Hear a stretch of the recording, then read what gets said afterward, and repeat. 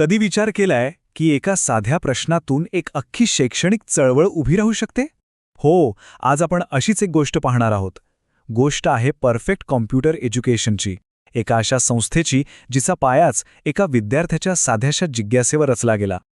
आणि तो प्रश्न होता सर, परफेक्ट कम्प्युटरविषयी सांगा. खरं तर सगळी गोष्ट इथूनच सुरू होते. चला तर मग आपण मिळून या प्रश्नाचं उत्तर शोधूया. तर प्रत्येक मोठ्या गोष्टीची एक सुरुवात असते, एक मूळ कथा. परफेक्ट कम्प्युटरचा पाया कसा रचला गेला, संस्थापक संदीप कोकाटे यांची दूरदृष्टी नेमकी काय होती, हे समजून घेण्यासाठी आपल्याला थेट मुळाशी जावं लागेल. तर गोष्ट आहे 1997 सालची. विचार करा, त्या काळात एका स्पष्ट आणि अगदी केंद्रित ध्येयानं एका प्रवासाची सुरुवात झाली होती. आणि हा प्रवास आजतागायत हजारो विद्यार्थ्यांचं आयुष्य बदलतोय. आणि ही सुरुवात किती लहान होती माहितीये? फक्त 2 कॉम्प्युटर्सपासून. आता आजच्या काळात आपल्याला वाटेल, अरे 2 कॉम्प्युटर्समध्ये काय एवढं? पण नाही, त्या काळात ही एक खूप मोठी झेप होती.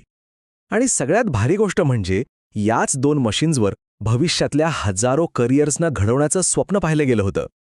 बरं, मग त्या 2 कम्प्युटर्सपासनं आजपर्यंतचा पल्ला कसा गाठला गेला? त्या लहानशा सुरुवातीचा आज किती मोठा आणि खरं सांगायचं तर अविश्वसनीय प्रभाव पडलाय ते आता आपण पाहूया. आणि हा आहे त्या प्रवासाचा परिणाम. 18,000हून अधिक विद्यार्थी. आणि लक्षात घ्या, हा फक्त एक आकडा नाहीये, हे आहेत 18,000 सक्षम हात, जे आज टेक्नॉलॉजीच्या मदतीने स्वतःचं भविष्य घडवत आहेत. आणि सगळ्यात महत्त्वाची गोष्ट काय माहितीये? हे फक्त आकडे नाहीत. यातले अनेक जण आज त्यांच्या नोकरीत, त्यांच्या व्यवसायात हे शिकलेलं कौशल्य प्रत्यक्षात वापरतायत. कारण शिक्षण खरं तर तेव्हाच यशस्वी होतं, नाही का, जेव्हा ते आपल्या खऱ्या आयुष्यात कामी येतं. तर मग प्रश्न हा आहे की या सगळ्या यशामागे असं नेमकं काय आहे? कोणतं मूळ तत्व आहे? अशी कोणती विचारसरणी आहे जी या संस्थेला इतरांपेक्षा इतकं वेगळं बनवते? आणि त्याचं उत्तर या एका वाक्यात दडले. संस्थापकांचं हे वाक्यच या संस्थेच्या यशाचं खरं रहस्य आहे. हेच ते तत्वज्ञान आहे जे या संस्थेला इतरांपेक्षा वेगळं ठरवतं आणि तिचा खरा उद्देश काय आहे हे स्पष्ट करतं. म्हणजे बघा, फरक किती स्पष्ट आहे. एका बाजूला आहे फक्त एक सर्टिफिकेट, एक कागदाचा तुकडा, आणि दुसऱ्या बाजूला आहे असं कौशल्य जे तुम्ही प्रत्यक्षात वापरू शकता. आणि ह्याच गोष्टीवर इथं पूर्ण लक्ष केंद्रित केलं जातं.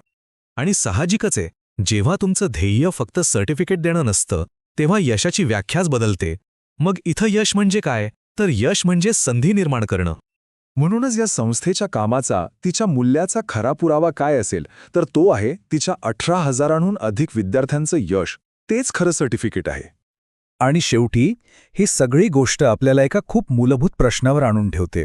खरंच विचार करण्यासारखा प्रश्न आहे की जास्त महत्त्वाचं काय आहे, फक्त एक सर्टिफिकेट की खरं कौशल्य? कोणत्याही शिक्षणाचं अंतिम ध्येय काय असायला हवं?